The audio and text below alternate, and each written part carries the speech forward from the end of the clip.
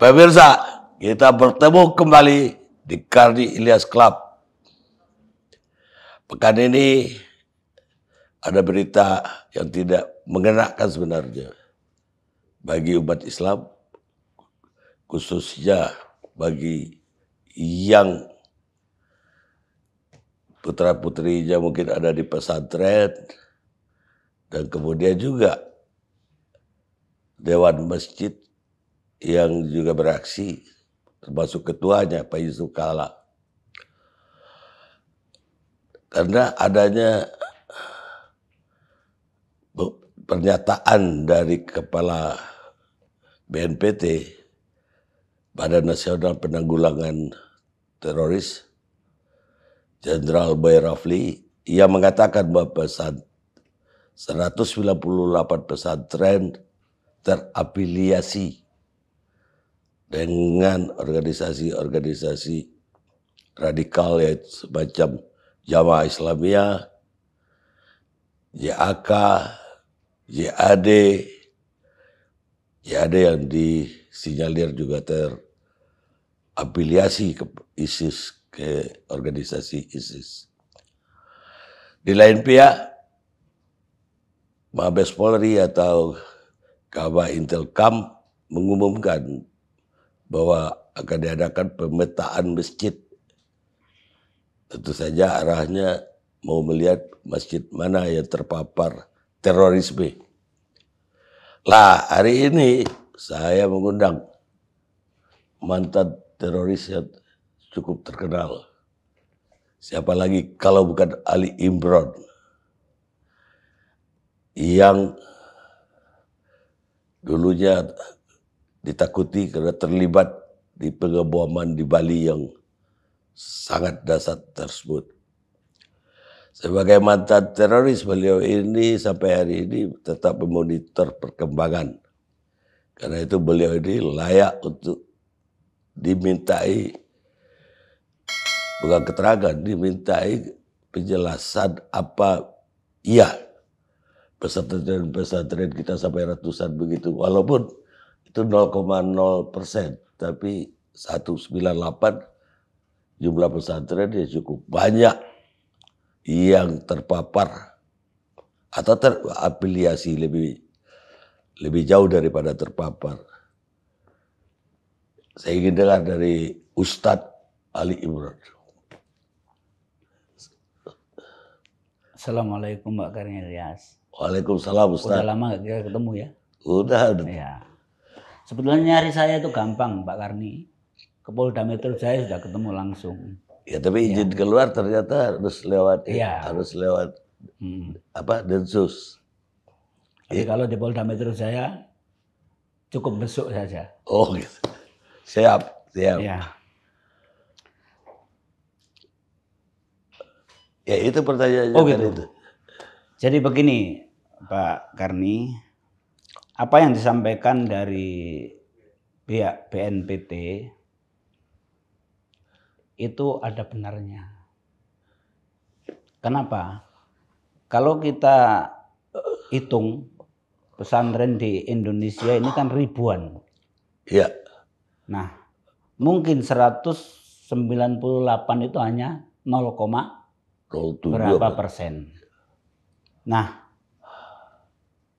tentunya ketika BNPT menyampaikan sesuatu, pasti melalui sudah ada data dan melalui survei dan lain-lain. Itu pasti, nggak mungkin BNPT mengatakan sesuatu tanpa ada bukti. Nah, bagaimana saya menanggapi apa yang disampaikan oleh BNPT itu kemungkinan benar.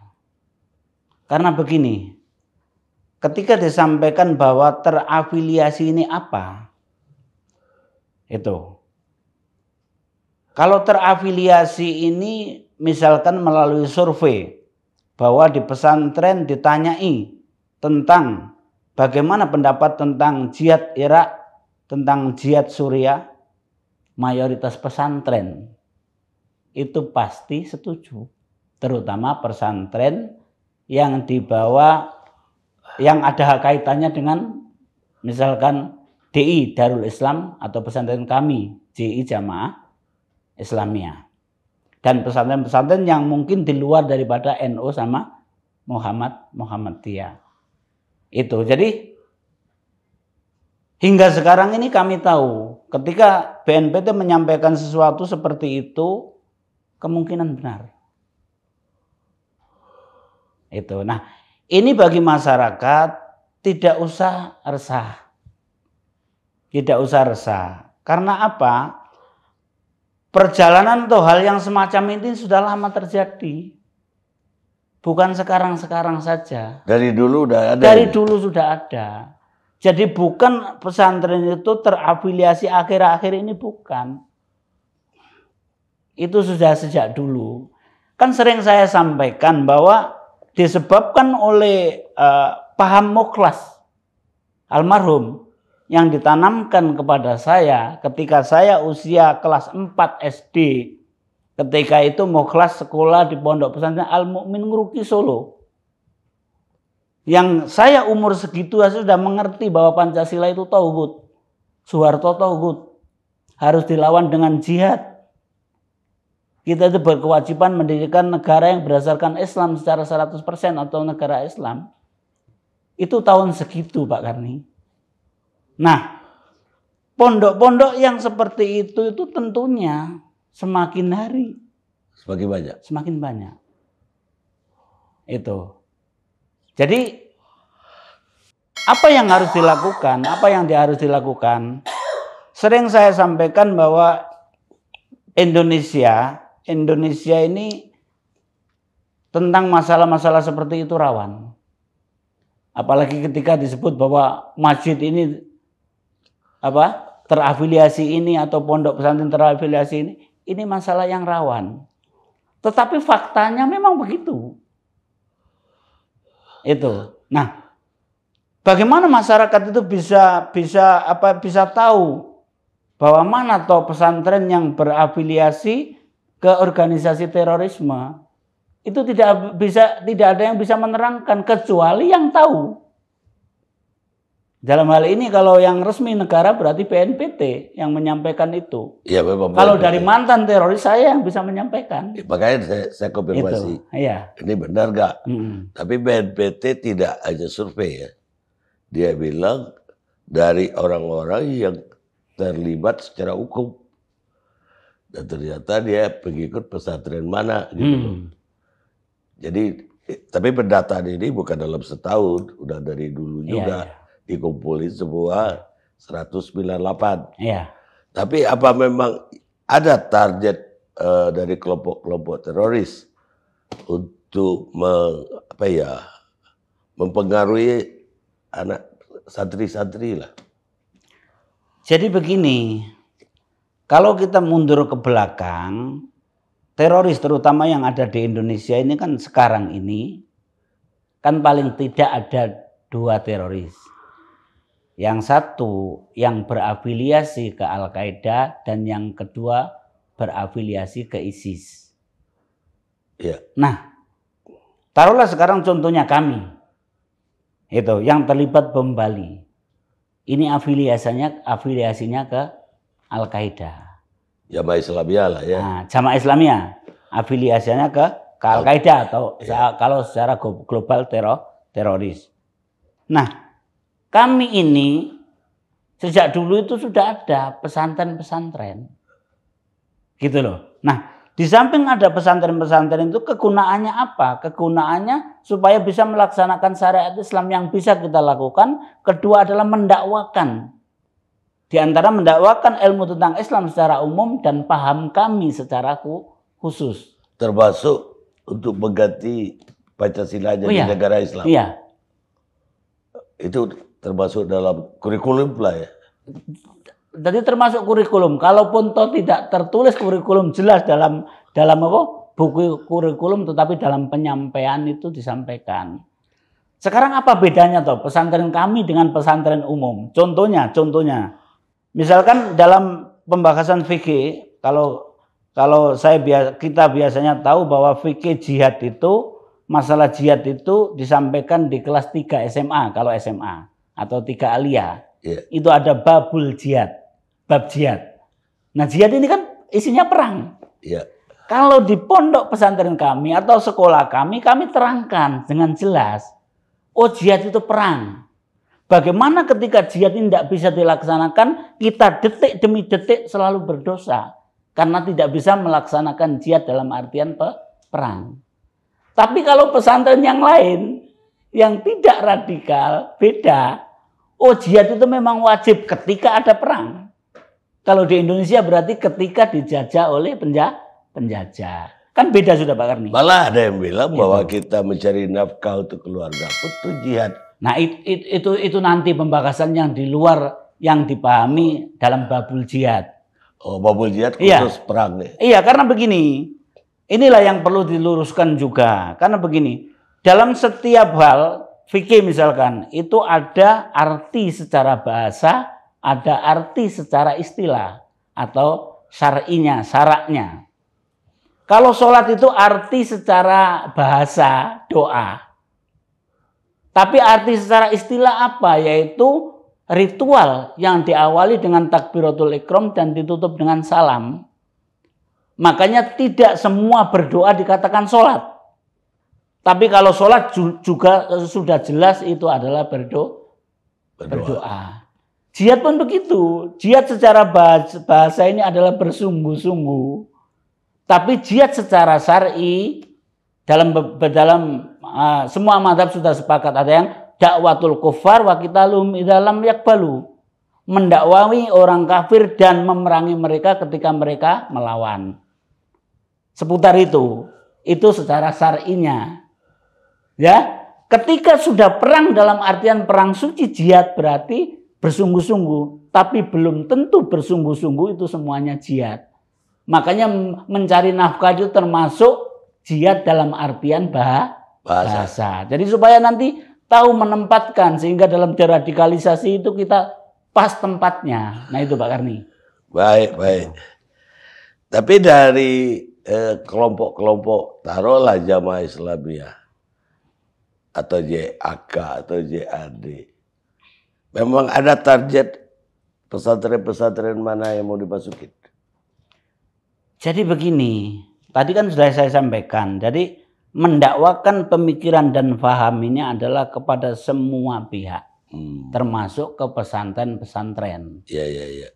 Nah, inilah yang harus diketahui oleh pesantren, terutama pesantren yang NKRI, yang merah putih, harus hati-hati. Jadi jangan sampai ada memasukkan guru atau ustadz yang dicurigai penyebar daripada radikalisme atau radikalisasi itu. Paham yang tadi lah. Paham yang tadi. Bagaimana dengan masjid? Masjid ini kan lebih lepas lagi dari, kalau santri kan jelas muridnya mungkin bisa dibikin absen malah. Iya. Kalau masjid itu kan orang bebas masuk keluar. Bagaimana cara memetakannya, Cok? Iya, jadi begini. Masjid juga termasuk yang saya pernah sampaikan bahwa di masjid-masjid inilah penukaran atau penularan daripada paham radikalisme itu bisa disampaikan. Karena apa? Khususnya di Indonesia. Di Indonesia sampai sekarang ini tidak ada sertifikat tentang penceramah. Atau kalau Jumat berarti khotib. Bahwa ini bagaimana diberi tidak kesempatan untuk menyampaikan khutbah atau ceramah di masjid-masjid itu kan belum ada. Ya bebas saja kan. Nah bebas saja. Makanya misalkan ini adalah khotib. Khotib yang memiliki paham radikalisme atau bahkan terorisme bisa saja masuk ke situ dan menyampaikan hal itu. Walaupun tidak segamblang yang biasanya dilakukan terhadap yang sudah menjadi binaan. Tetapi dengan rempet-rempet, nah ini yang dilakukan oleh kami. Itu. Nah, makanya ini yang perlu diperhatikan terutama kepada ketua masjid di seluruh Indonesia ini. Jadi harus ada paling tidak itu seleksi Itu. Nah, yang saya ikuti itu kan kebanyakan ini kan takut, khawatir. Ketika mau menyeleksi nanti dikatakan bahwa ini adalah mengebiri ustadz, mengebiri kiai. Inilah yang terjadi di Indonesia. Makanya paham-paham ini mudah sekali tersebar. Harus tegas. Tapi apa bisa kita atasi dengan pemetaan tadi? Artinya begini, taruhlah ada di satu masjid ustadznya yang radikal. Kita satu hari dengar, terus kita masukkan di dalam peta di masjid radikal. Padahal besok mungkin ustadznya udah yang lebih lebih soft lah. Ini kan bisa kacau dong kalau kita petakan. Pemetaan itu nggak bisa Pak Karni. Pemetaan bahwa misalkan begini. Pernah di suatu masjid, ya, ada satu khotib atau satu penceramah masuk di situ. Iya. Misalkan orang CI atau orang D atau kelompok-kelompok yang itu radikal. Iya. Terus langsung disampaikan, langsung dikatakan, langsung dicap bahwa masjid itu adalah masjid yang terafiliasi oleh paham radikalisme atau terorisme, nggak bisa. Karena apa? Kembali lagi bahwa kami yang saya sebut kami berarti orang JI, itu tidak akan sembrono itu. Kemudian inilah yang sering saya sampaikan, sosialisasi terhadap terorisme atau paham terorisme dan radikalisme itu masih kurang di Indonesia. Kurangnya kenapa? Ya seperti itu. Ketika ada ustadz ini aja anggap baik, takmir masjid suatu tempat ngundang dia, padahal nggak tahu dia ini pemikirannya apa. Nah ini yang tidak tahu. Makanya kan selalu saya sampaikan deradikalisasi itu bisa berhasil manakala sosialisasi ke seluruh lapisan masyarakat itu kita sampaikan. Itu karena apa? Jadi istilahnya teroris, misalkan kelompok kami juga punya itu, punya acara, punya agenda, punya program untuk menyampaikan pemikirannya di depan umat secara umum. Makanya kenapa tuh kawan-kawan itu terutama JI itu saya selalu ditegur, saya disalahkan karena keterus-terangan saya. Keterus-terangan dalam masalah apa? Latar belakang kami. Kenapa siapa tuh kami ini? Oh, kami ini latar belakangnya penerus NII. Yang sekarang ini bernaung di Jamaah Islamiyah. Latar belakang kami itu apa tuh? Kenapa kami bisa ngebom? Karena kami ikut Akademi Militer Mujahidin di Afghanistan. Nah, ketika latar belakang kami diketahui oleh masyarakat, nggak akan kami diterima oleh masyarakat. Karena masyarakat sudah dicekoi oleh sejarah bahwa pemberontakan di Indonesia pernah terjadi, di antaranya adalah pemberontakan DI-TII. DI itu Darul Islam, TII Tentara Islam Indonesia. Ketika ada penceramah yang penerus ini di depan masyarakat umum, kalau tahu mesti ditolak. Tetapi ini kepandaian kami. Tidak pernah menyampaikan latar belakang kami secara khusus. Gamblang lah. Gamblang. Karena memang kami itu supaya apa, pemikiran kami sampai kepada umat tanpa mengetahui kami ini siapa. Salah satu contoh, saya datang ke Ambon ketika kerusuhan Ambon pertama, 1 bulan setelah kerusuhan. Kami tidak pernah menamakan kami ini siapa. Karena menutupi. Gitu loh. Hingga kemudian kami pelaku bom Bali ditangkap, baru masyarakat tahu ternyata kami ini orang Jamaah Islamiyah alumni Afghanistan. Dan ini tetap dilakukan oleh kawan-kawan kami sampai sekarang ini. Baik hadir di pesantren, terutama pesantren atau lembaga pendidikan yang tidak ada hubungan langsung dengan kami. Pondok pesantren atau lembaga pendidikan secara umum. Jadi masuk tanpa menceritakan masalah itu. Karena kalau diceritakan pasti nanti ditolak. Ya, cuma ada yang dicemaskan umat Islam ya. Kalau diadakan pemetaan terhadap masjid-masjid, itu akan gampang sekali dipakai oleh orang-orang untuk memfitnah lah. Oh, masjid itu masjid radikal, ustadz itu radikal. Lah ini kan bisa kacau di kalangan umat Islam sendiri. Gak usah di luar Islam lah. Di dalam Islam pun bisa terjadi perpecahan seperti itu. Dan memang saya nggak sepakat Pak Karni. Dengan pemetaan. Iya, pemetaan itu nggak sepakat. Adapun pemilihan itu harus. Pemilihan terhadap khotib dan ustaz. Iya, bukan pemilihan masjid. Atau ya, bukan Itu. pemilihan jamaah lah. Bukan. Jadi pemilihan itu begini, artinya begini. Terutama takmir masjid harus tahu, gitu loh. Makanya tahu ini harus ada yang memberitahu. Dari mana ini kan gitu. Iya. Karena apa? Kalau tidak seperti itu nanti tetap saja melihat, oh ini bagus, oh Ustadz ini sopan. Makanya diundang kan gitu. Loh kami orang-orang CI, Ustadz CI sopan semuanya. Sangat. Tapi sangat sopan. Tapi suatu saat terus akhirnya nyukur jenggot ngebom di Bali. Iya. Kan gitu. Nah seperti ini. Nah inilah yang saya maksud sering saya sampaikan itu. Sosialisasi terhadap masalah ini penting sekali. Karena untuk mengantisipasi hal-hal yang semacam itu. Karena kalau nanti misalkan ada wacana pemetaan nanti, semakin runyam. Nggak bisa menyelesaikan masalah. Justru akan dijadikan oleh oposisi pertama. Kemudian kami teroris untuk menumpangi kegaduhan ini. Iya. Artinya bisa bikin marah. Oh iya, jangan sampai. Ya boleh juga untuk sekedar warning lah, supaya rencana ini dipikir lagi lah. Iya, jadi harus kasih warning begitu, supaya masing-masing masjid, terutama masjid ya, pembahasan di masjid atau tadi pondok pesantren ini, supaya pondok pesantren yang sekarang ini belum tahu biar tahu bahwa ada orang-orang ustadz-ustadz yang memang sengaja untuk masuk, untuk nimbrung mengajarkan pemahaman itu. Radikal.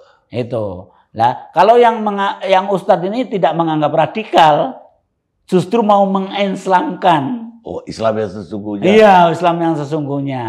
Membuat Islam itu benar. Kalau merasa radikal gitu ya nggak terjadi Pak Karni. Itu justru mau kita luruskan. Pondok-pondok pesantren, masjid-masjid ini, umat ini mau kita luruskan. Diluruskan itu jadinya radikal. Nah, kan gitu. Nah, seperti itu. Baik, Ustadz, apa ya pesan Ustadz untuk umat lah, karena ada kehebohan dengan 2 pengumuman dari pihak pemerintah ini. Ya pesan saya sudah saya sampaikan tadi secara umum. Nah, jadi pesan saya harus terutama masyarakat yang cinta damai, yang tidak mau ada keributan atau aksi teror atau pemahaman terorisme, harus betul-betul hati-hati. Hati-hati dalam artian apa? Jadi jangan sampai masyarakat ini tidak tahu, misalkan pondok pesantren itu afiliasinya kemana, memondokkan anaknya ke situ. Makanya sering saya sampaikan bahwa ketika saya ditanya saya ini mau memondokkan anak kemana? Makanya biasanya saya kasih solusi. Ya sudah, sampean yang latar belakangnya Muhammadiyah, pondokkan anak ke Muhammadiyah. Yang sampean yang latar belakangnya NU, pondokkan ke NU. Yang latar belakangnya ini, pondokkan ke ini. Karena apa? Supaya jelas. Daripada nanti mencari sendiri, ketemu ustadz teman kami, dibawalah ke pondok yang afiliasinya ke kami. Nah ini, itu. Kemudian tentang masalah masjid, bagi takmir masjid semuanya harus bersama-sama untuk menanggulangi, mencegah paham terorisme dan radikalisme ini. Sehingga semuanya berkewajiban untuk hati-hati dalam memilih penceramah atau ustadz, atau kalau Jumatan berarti khotib Jumat. Jadi supaya tidak tidak menyampaikan hal-hal yang itu adalah bertentangan khususnya dengan negara kita yang berdasarkan Pancasila. Karena banyak sekali yang menginginkan seperti itu. Karena apa?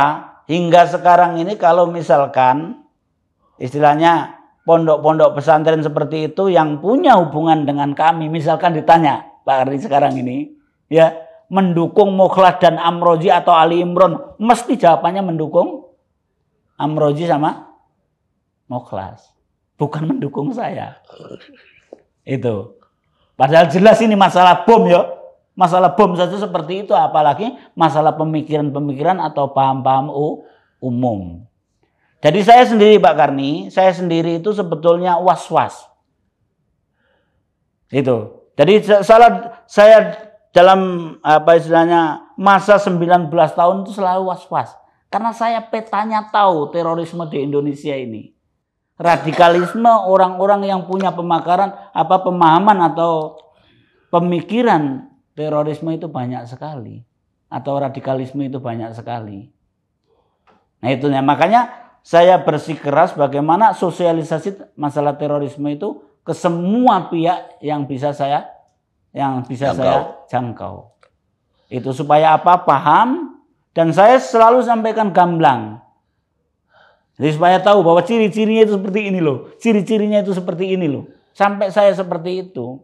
Karena apa? Saya menginginkan sebetulnya apa yang saya sampaikan ini adalah kebaikan untuk semuanya.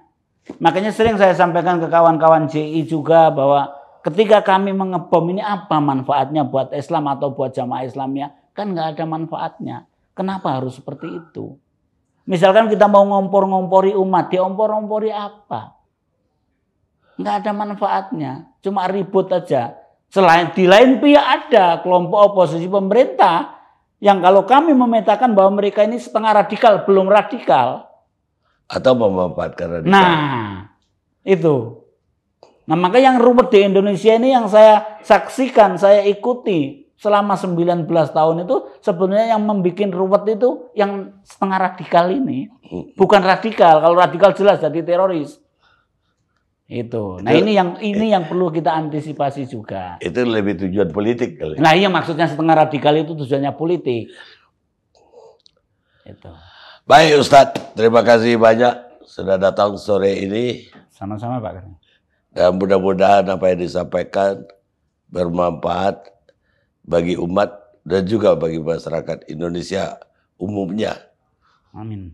Assalamualaikum warahmatullahi wabarakatuh. Waalaikumsalam warahmatullahi wabarakatuh. Kita ketemu Karni Ilyas Club yang akan datang.